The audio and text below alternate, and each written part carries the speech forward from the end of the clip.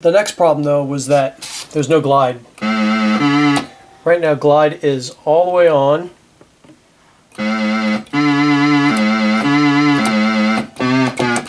And there's no glide at all. So I've been looking at the glide circuit, which is right here. I've tested the various components. You know, I tested the potentiometer. I looked at the readings going in and out of this integrated circuit here. And as well this one here.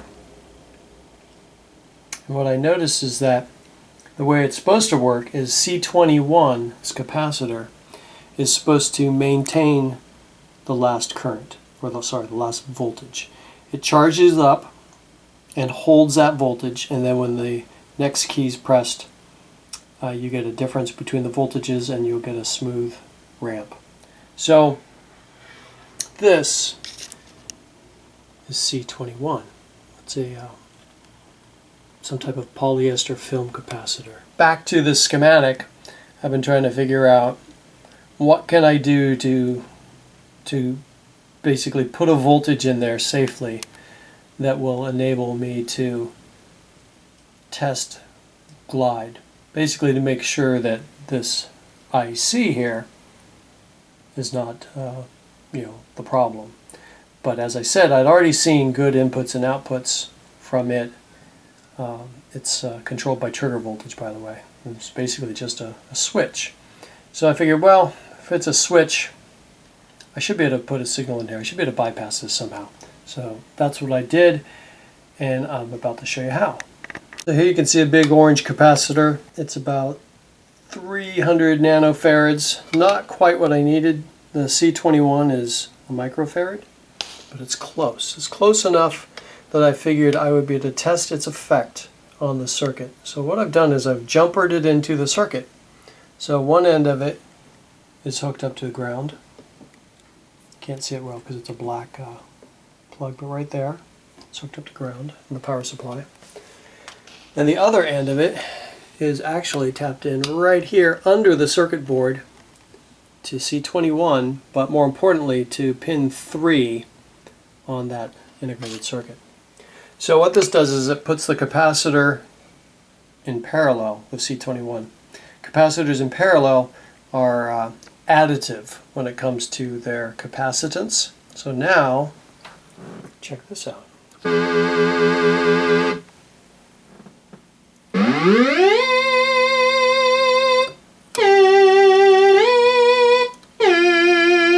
Now we've got glide. It might not be the full range because I don't think I have a full microfarad of capacitance in there right now for storing the signal, but it shows that it works. It shows that C21 must be bad, not the other integrated circuits, and more importantly, it fixed something else, which I don't know why yet, but it fixed my sustain circuit. So here's sustain. It's on right now. Well, actually, let's turn this. Now sustain is on. Okay.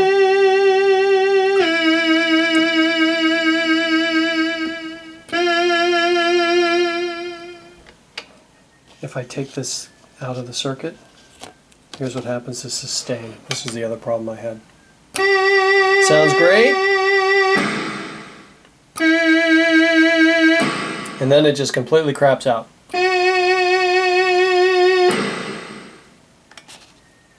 Put this back in the circuit. So maybe I'll take a look at why that actually works. I just haven't bothered to trace it out yet, but I'm happy that it does. So there you have it.